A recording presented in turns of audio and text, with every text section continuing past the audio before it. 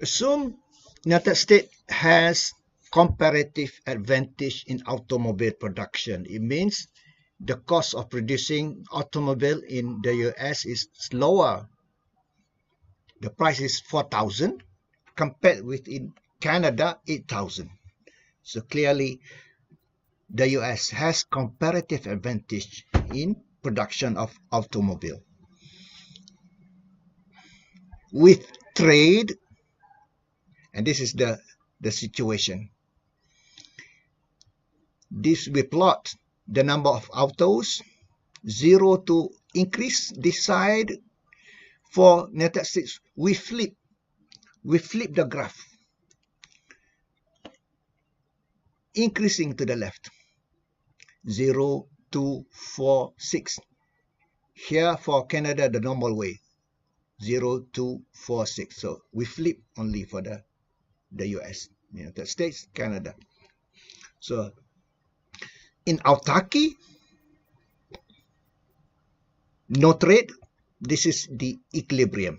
E for the US, F for Canada. Clearly, E is lower at $4,000 per unit. For Canada, F is $8,000 per unit car. So clearly, United States has comparative advantage in production of auto. Yes, 4,000 liter. That was autarky. Now with trade, US will specialize in auto, so greater specialization in auto. On the other hand, Canada will produce, not process. My typo. Will produce fewer auto. So this is under increasing cost model. United States cost and price will go up. Canada's price will fall down because of international trade, because of free trade. And that movement goes until up to a point, until finally they find the equilibrium where the basis, no more further basis for trade. Stop right there. Okay, because same price, world price. Where is it? 6,000. So with specialization, United States, you see, this is flip, okay? Increase more output. This is supply curve. Supply, this is demand. Supply, demand. So increase from 4 to 6.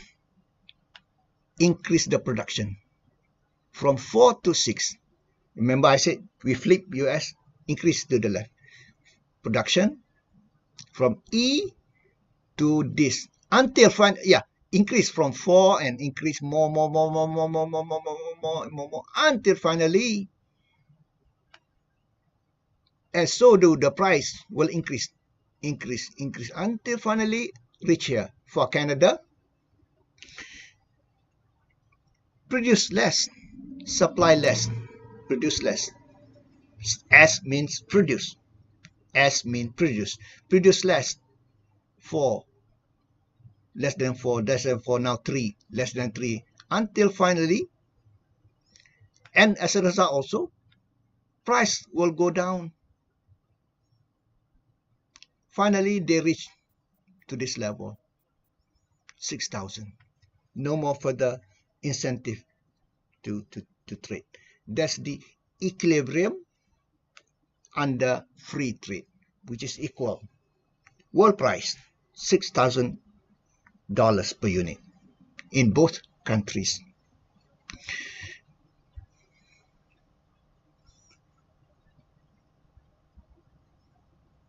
Okay, so let's look at first during autarky.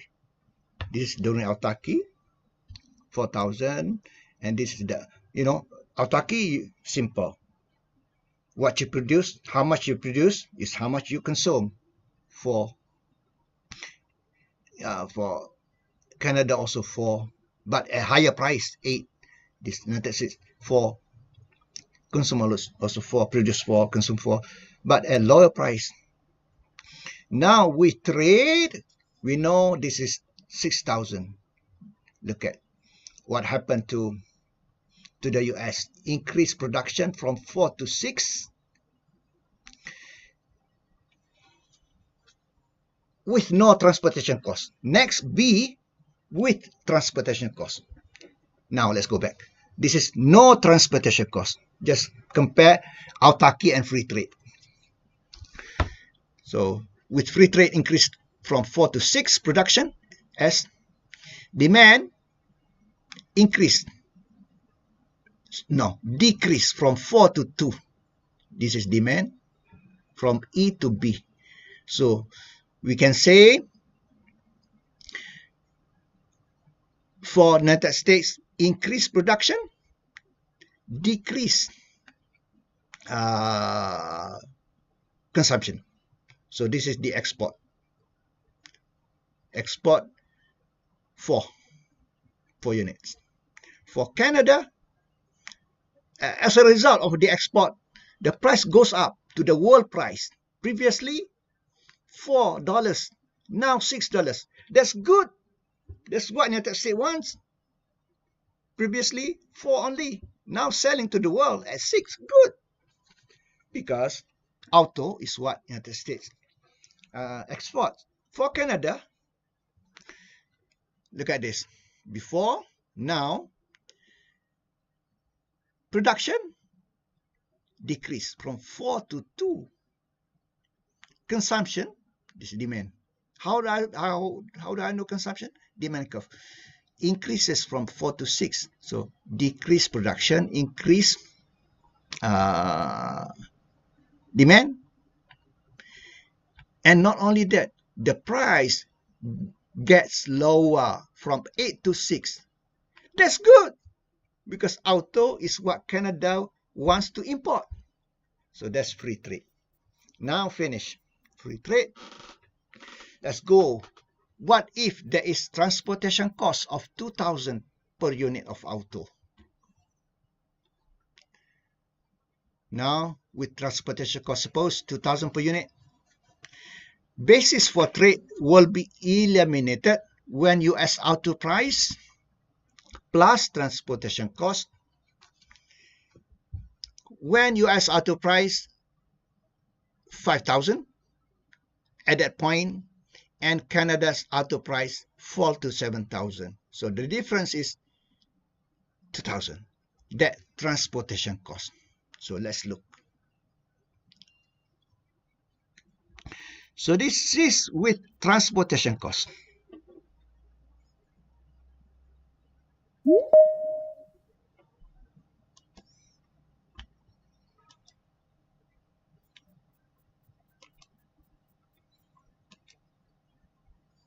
Somebody wants to join?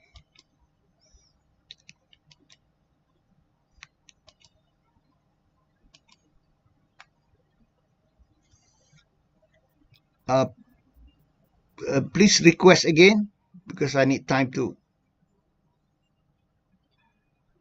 I don't know from here, from this team which is already live, to accept, unless, I mean, accept when there is a request. After that request disappear, I cannot accept.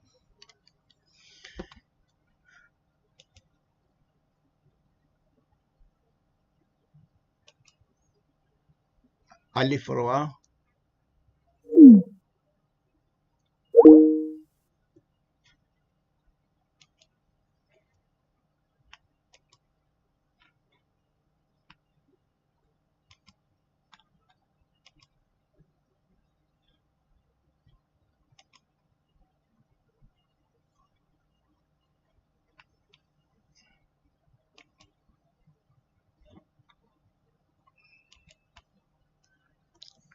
So no pending request. When I go back over there, no pending request.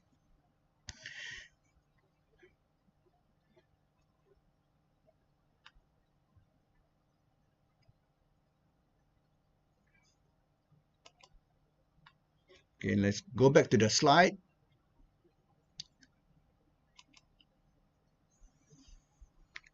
So now with transportation cost, this is the starting. This under autarky, and that was 6 here, somewhere here. That was during free trade without transportation cost. So it's not drawn here. So now we focus only on with transportation cost. So with transportation cost, notice that here.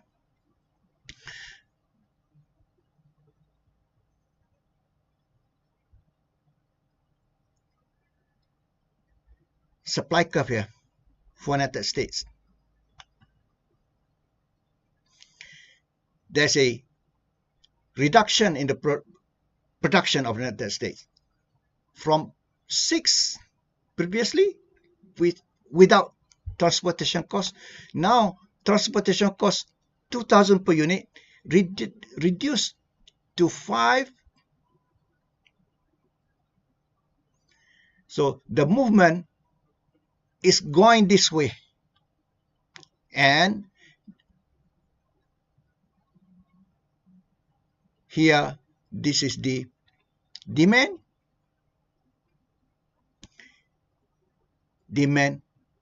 increases to 3, but the amount of export decreases, and the price goes up by 1,000.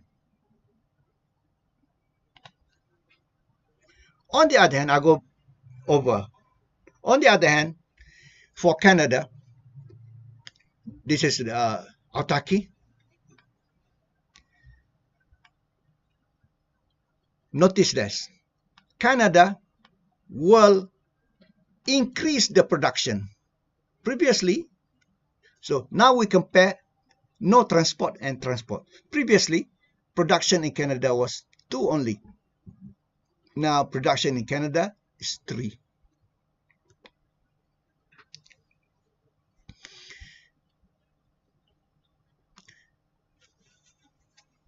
So, and this, notice this, the demand. This is the consumption. Consumption in Canada decreased. Previously was 6 and now 5. So this is the clearance for the price in Canada. This is the price in United States. One thing you notice now, recall our theory of factor price equalization. Our theory of factor price equalization goes like this. So I shall take from my other notes.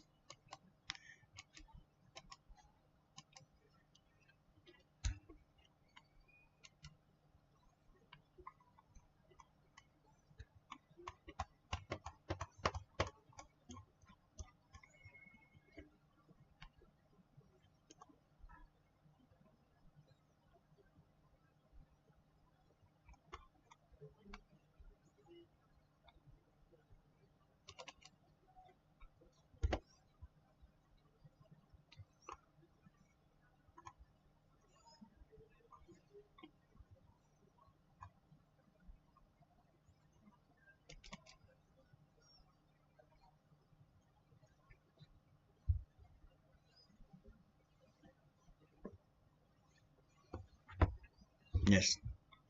This is the mechanism of factor price equalization. This way.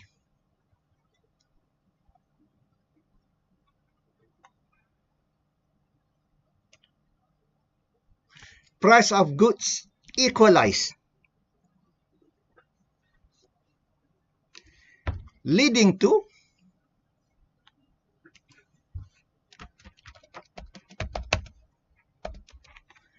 factor of prices of factor equalize. So I add here.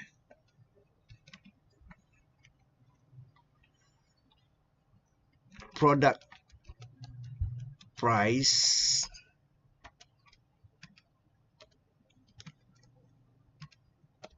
equalizes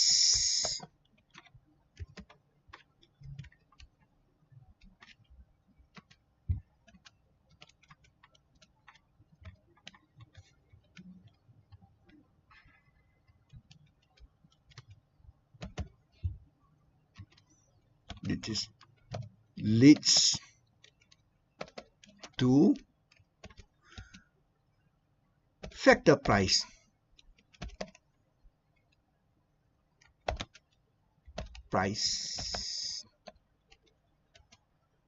equalizing. Okay, I said this is wrong to remind you all that many people are thinking product prices, product calculator, whatever, product, the price equal all over the world because of factor price equalize. Wrong. Let me repeat. Price of goods, product prices. Now I'm holding here. Product prices is equal anywhere in the world because of factor prices equalizes all over the world. That's wrong mechanism. That's not what we teach. We teach the other way, which is product price. Another way I'm saying that this calculator costs the same. This calculator you can buy this at same price anywhere in the world, in Tokyo, in New York, by theory. You're saying this calculator you can buy at the same price anywhere in the world, in France, in Milan, in London, in Kuala Lumpur, you can buy the same price, this calculator, because factor prices that goes into the making of this equalize. No, that's wrong way. The opposite way, the other way, which is product prices. Now, product prices, calculator prices, equalizes all over the world because of free trade. That's number one.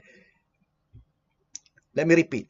Calculator prices equalize, is equal everywhere in the world. In New York, in Milan, in Kuala Lumpur, in Paris. Calculator, same price. Yes, same price. All over the world because of free trade. And that calculator price equal all over the world leads to the factor prices, the price of factors that goes into the making, factors that go into the making of this also will equalize. This is the right one. Factor price equalization leads to product price equalization because of free trade. Yes, leads to factor prices equalizing. Thus,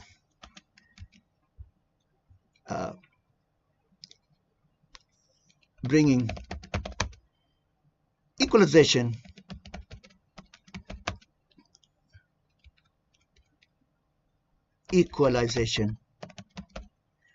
in income to the owner of the factors.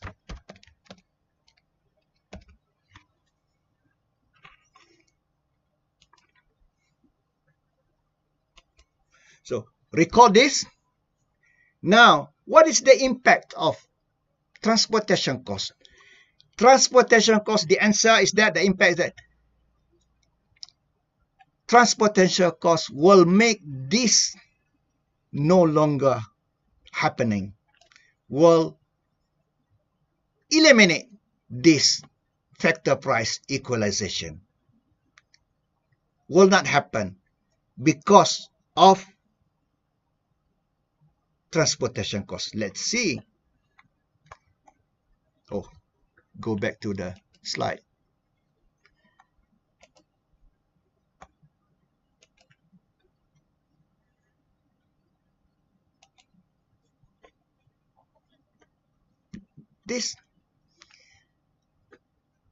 This is under free trade without transportation cost.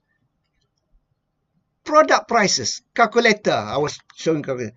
The same price in Canada and United States.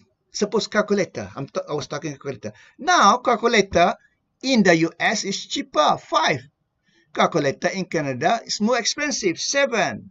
So product prices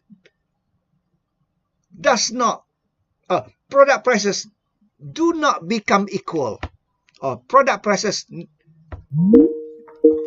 accept. Okay. Accept. Oh, okay. I can accept here.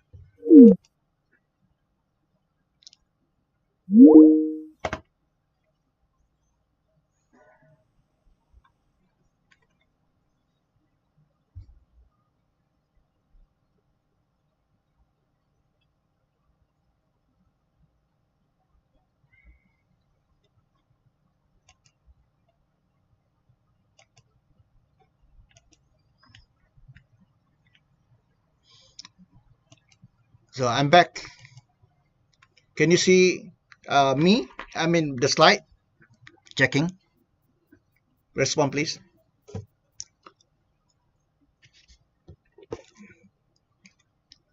Hello. I want to get your response. Can you see the slide?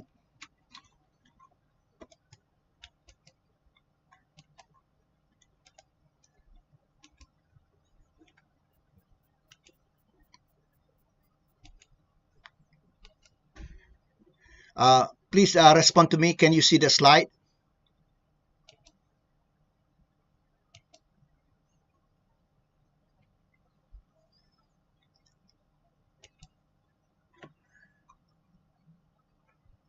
Can you respond to me? Oh.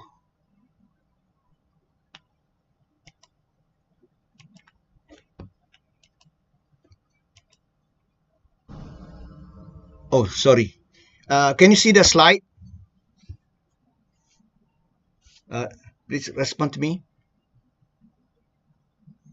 No, sir. Oh, no. Hi, sir.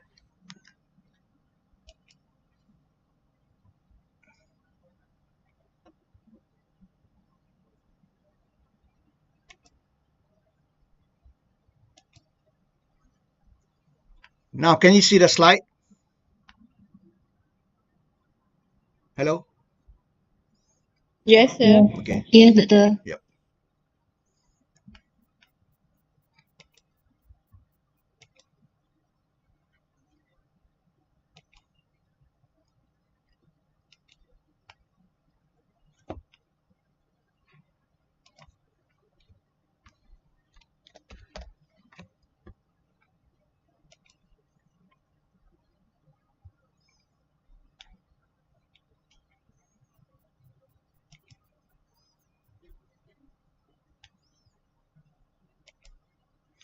Okay, you can still see the slide, okay?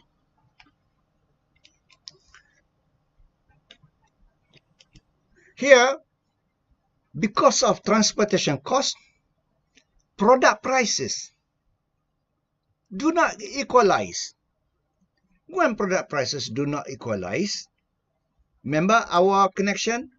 Product prices equalize leads to factor prices. So here, product prices do not equalize. 5 increase from Autaki, 4 to 5 in United States. On the other hand, decrease. This is the trade that happened, and that trade is eliminated. Stop at here. 5. Stop. Trade. What is the trade will lead to increase in price for United States. That's good. That's what United States export. Trade also will reduce the price for Canada. and that is going increase for the United States, decrease for Canada. It will come to a point, it stopped at 5, it started at 7. The difference is 2,000. This is the transportation cost. And you notice it stopped there. So the price do not equalize. Prices do not equalize between two countries. There's no world price. 5 and 7. The difference is 2,000 here. So the impact. So what happened? We saw for United States, produce less, supply less, from 6 before, now 5. Consume more, this demand, consume more, now 3, previously 2, but export is only 3 less than before, because produce less, which is 6 to 4, 6 to 5, produce less,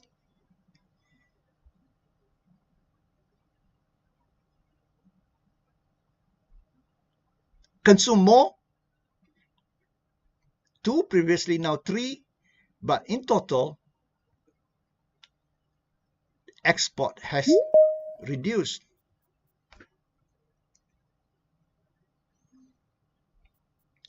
For Canada, produces,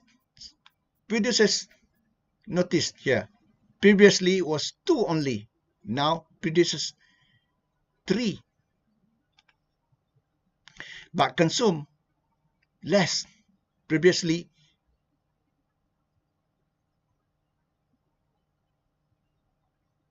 6 now, but look at the import also decreased to 3, same, 3 here, same.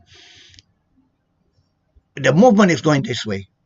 The price up from the autarky, going down from the autarky until meeting here. This is 2,000. It means that the price in Canada, in United States, will increase only by 1,000. Same time, price in Canada will decrease by 1,000 only, because the difference here, the middle here is 2,000. Transportation cost. So that's the incentive for trading. Stop right there. What is incentive for trading? What is incentive for trading when I say that? More up. For Canada, reduce price because of trade. Reduce that reduction in price until here stop. So this is cannot go more. No more incentive for trade because of transportation cost 2,000 here. So what's the impact? The basis for trade eliminated when United States auto price plus transportation cost, and when US auto price equals to 5,000 and goes up from 4 previously during autarky. 4, yeah, we don't look here. We look here only with transport. 4 goes up 1,000. Canada goes down 1,000. Goes down 1,000 from 8 to 7. So the difference is transportation cost. So the impact of transportation cost is high importing country, which is Canada, produce more, consume less, and import less. Low cost exporting country, which is the US, produce less, consume more, and export less. Here, perhaps the most important part, trade has been reduced. Import less, export less. Trade trade has been reduced because of the transportation cost. I think that's very important conclusion for us. Trade is reduced because of transportation cost. Canada produce more because to buy from the United States, you know, every unit costs more. 1,000 added to that. Sorry, 2,000 added to that. The transportation cost. Is it 2,000? Yeah, 2,000. Produce more, but import less, so consume less. United States, because of high, the cost, 2,000 added to each unit, produce less, export less. As a result, can consume more. But this is the most important, they're very right. Trade has been reduced because of transportation cost. Let me read this so that in the absence of transportation cost, free trade result in the equalization of price. Yes, that leads to our factor price equalization theorem, and Stopper-Samuelson also will happen. Stopper-Samuelson, you must remember, with magnification effect. All those will not happen because product prices do not equalize because of transportation cost, as well as resource price. Yes, there's prices equalization, factor price equalization. With the introduction of transportation cost, the low-cost exporting nations produce less, consume more, export less. Just now, high-cost importing nations produce more, consume less, import less. The degree of specialization in production between two nations decreases, as do the gains from trade. So the world, by extension, the world will be worse off, not better off with transportation cost. Okay, now there's a discussion that I want to, before that, transportation cost is one of the reasons why in reality, my drama, son, you don't need to go to New York City, just work here in Kodiang. I've learned, the mother said, I've learned from Stopper-Samuelson. Factor prices equalize in over the world. In reality, factor prices do not become equal because of trade is not really free. There's barriers to trade. And also, this, what we learned tonight, which is transportation cost, has led to, in reality, factor price equalization theorem does not happen in real world. We see this on the right. Because factor price do not equalize, because product prices do not equalize because of the presence of transportation cost. Finish. Now, falling transportation cost foster trade. Growing international trade now because of decreasing trade barriers, economic opening of nations that traditionally been minor players, rising shipping costs, trade will dampen, diverted while looking for shorter, less costly route. So now, I mentioned about containerization is a big innovation. Container. Late 50s, businessman American McLean founded first American transportation company to specialize in containerization. Inside here. I'm doing this quickly because time is limited. More efficient than picking, the way I speak now, so fast because the time, sorry. More efficient than unpacking, I shown that in class already. Port-au-Prince, shipping, okay. Canada, okay. No need. Okay, finish. So now, we go to chapter 4.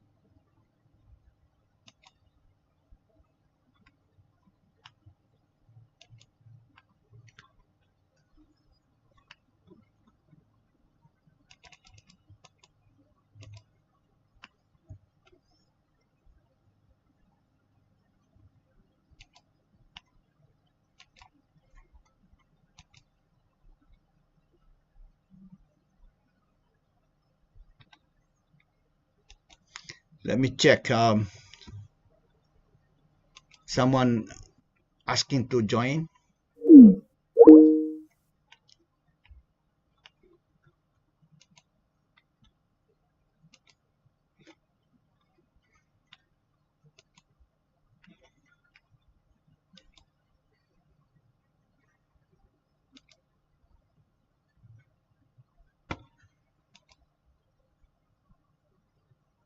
No pending request.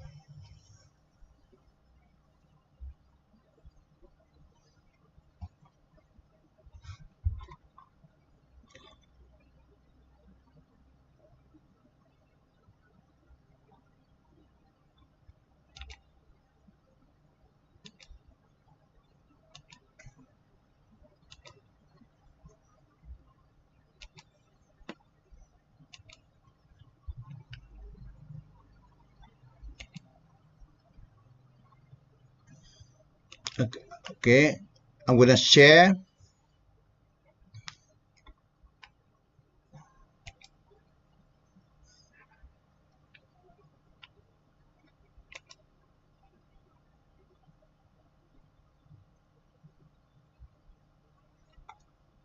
Okay, this is chapter 4.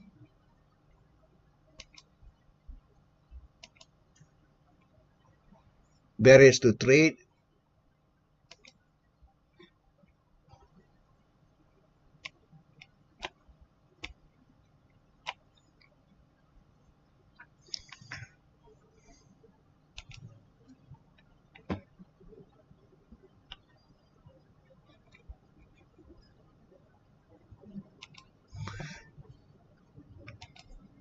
Okay, make sure you can see the slide.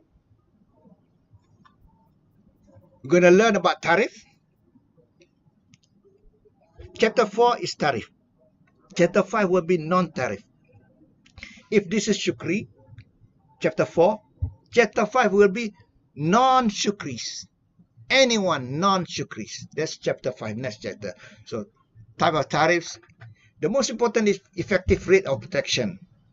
So, let's go.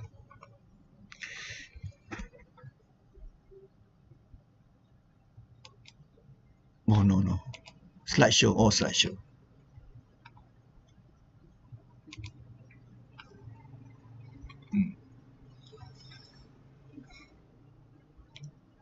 Okay.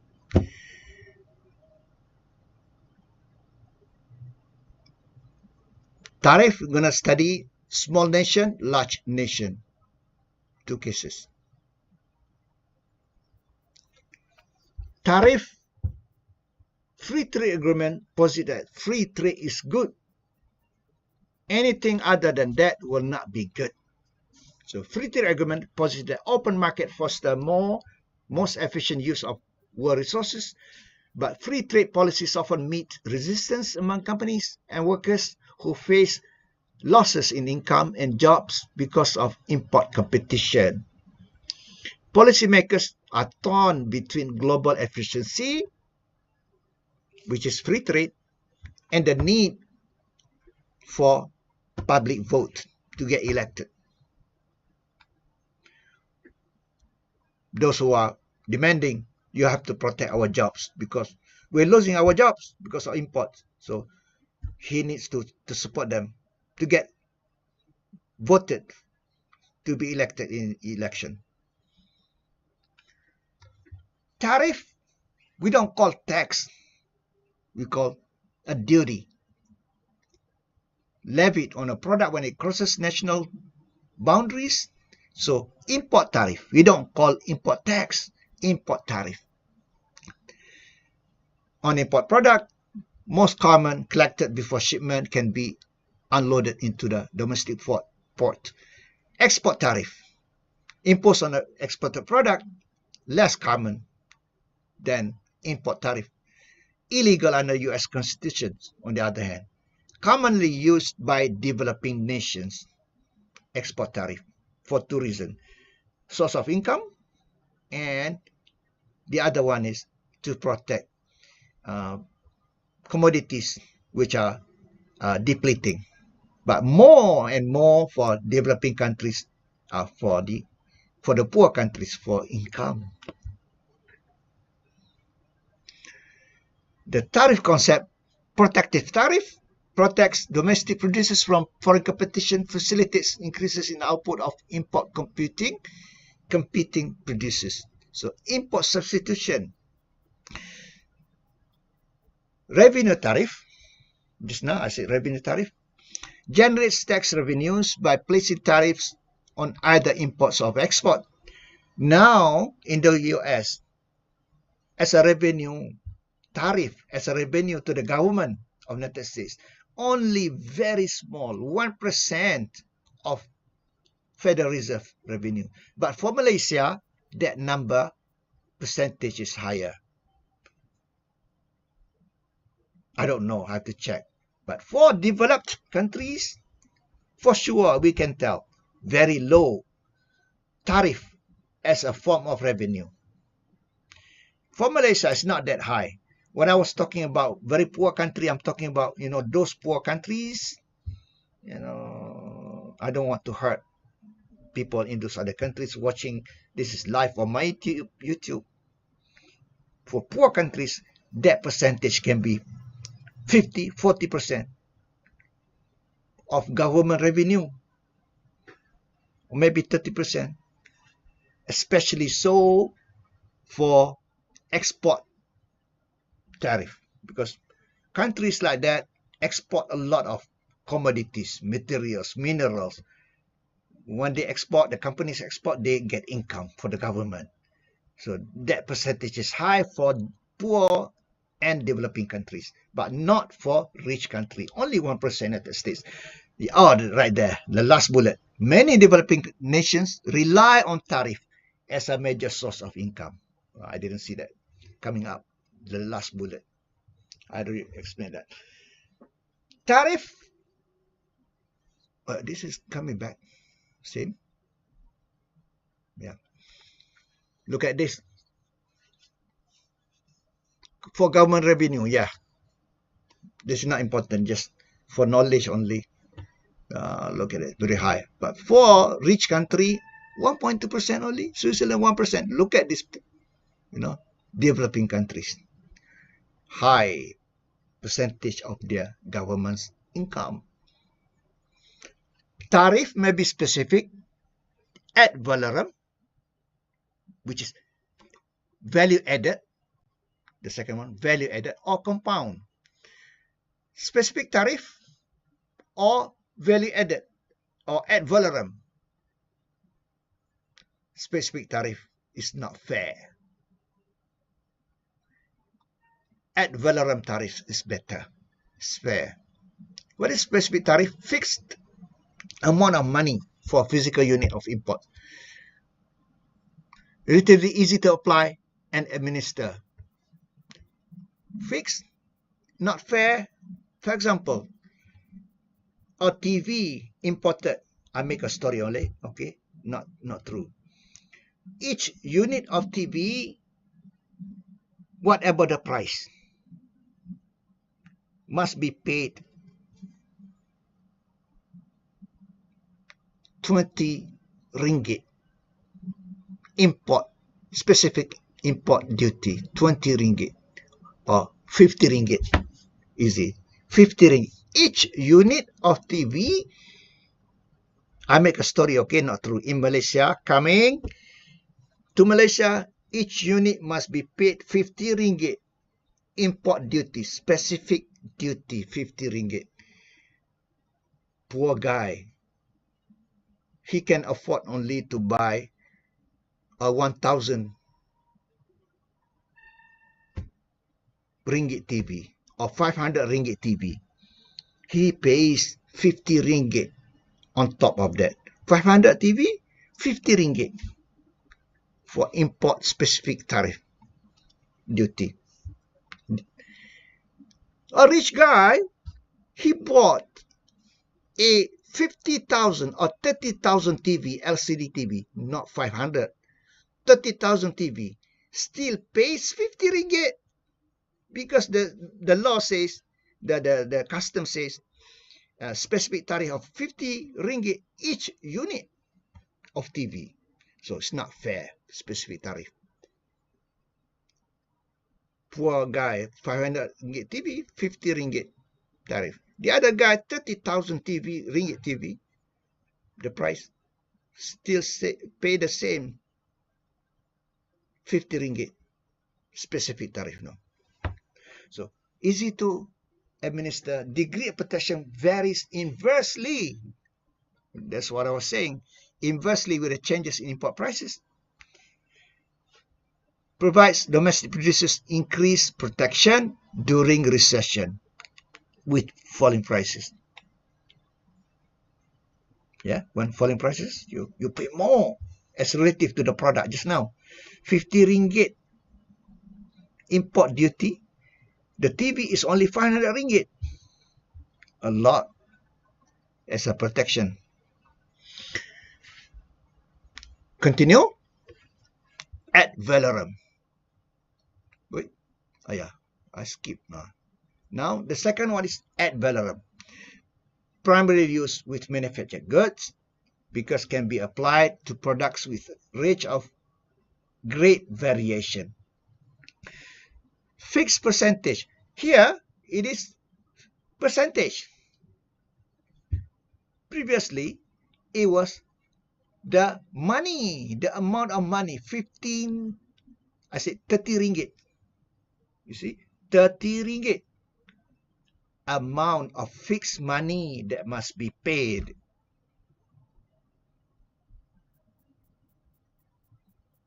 See the difference?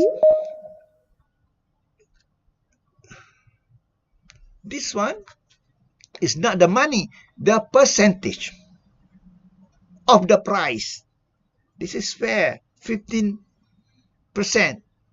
of 500 ringgit TV, 15% of 30,000 ringgit TV.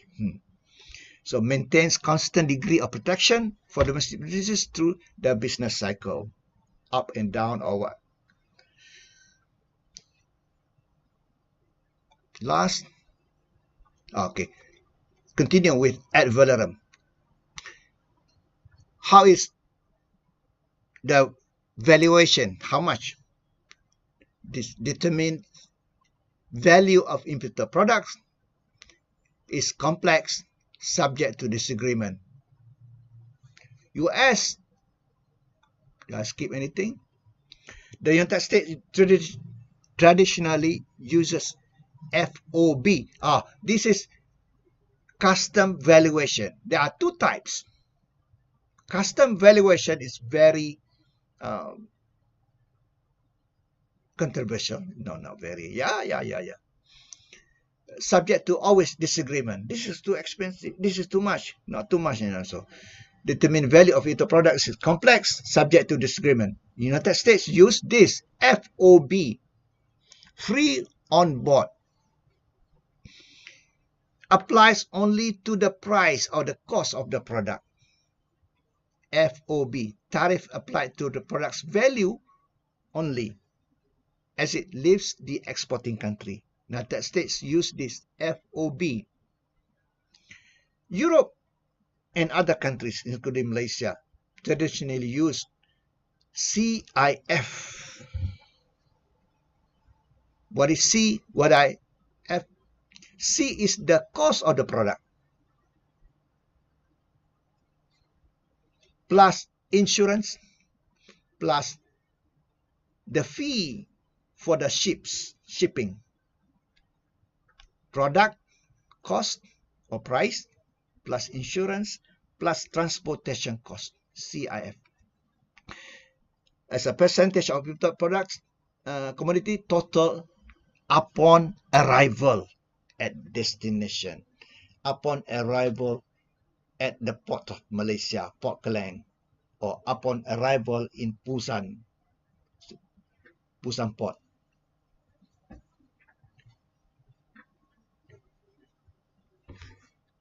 So,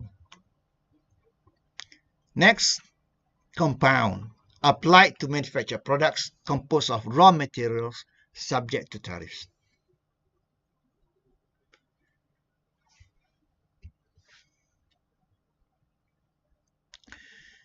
Now, nominal and effective tariff rates. What is more important for us to see protection is the effective tariff rate, which we will study the effective rate of protection.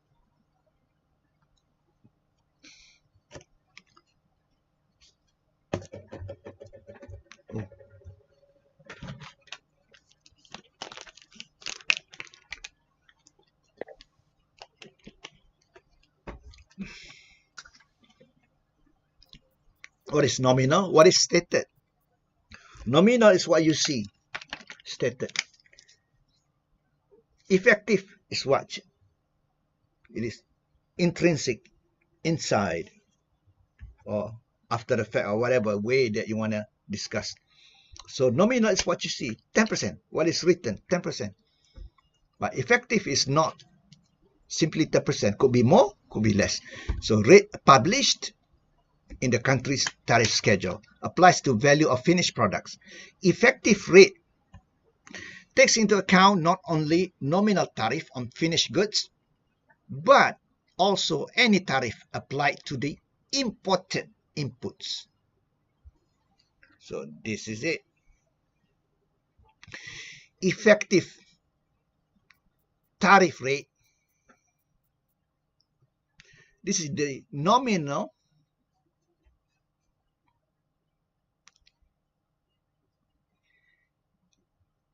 is actually in relation to the imported inputs. You see at the bottom,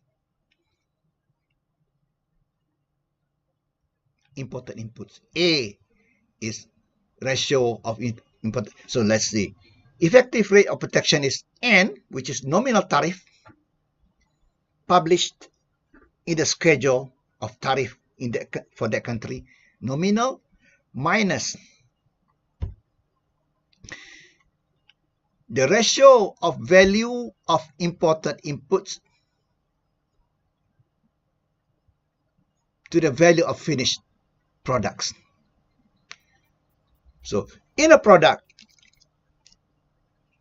finished product here, there is certain percentage of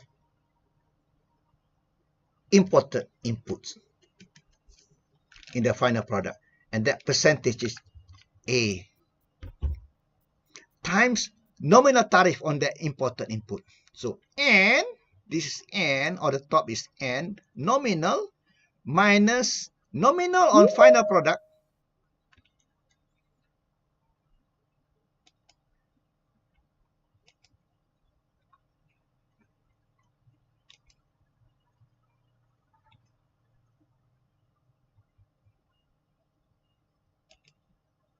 please make a request again to join.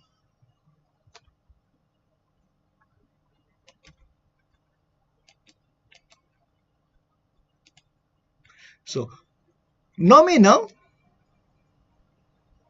which is applied to final product, minus this is the rate applied to the imported input.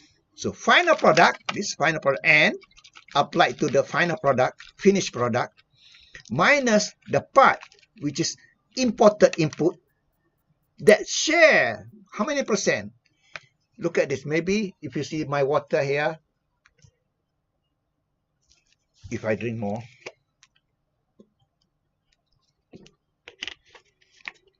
you see my level of my water here, about 20% of the bottle. So maybe A, imported input, 20% of total finished product. With times multiplied by the rate applied to the imported inputs, which is B. Nominal tariff rate applied to an imported input. A is the ratio, how many percent of imported inputs within the total output. And N is minus that. Over, you notice this, 1,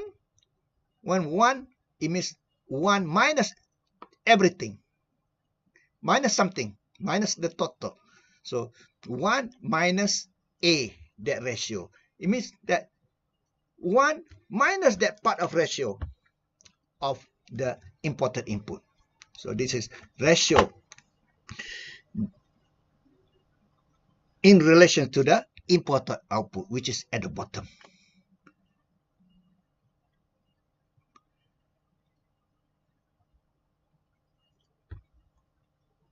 Any example given?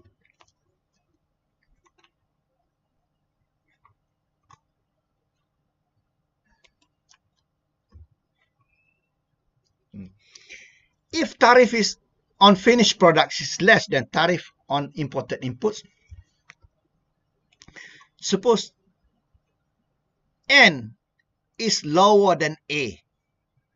N lower than A. Tariff on finish is less than tariff on imported input. Effective rate of protection is less than the nominal tariff. May even be negative. Yeah, the calculation will be there.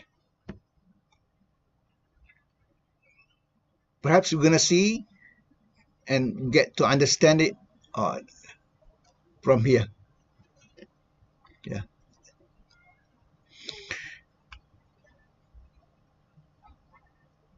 Tariff protects domestic suppliers of raw materials more than domestic producer of the final product.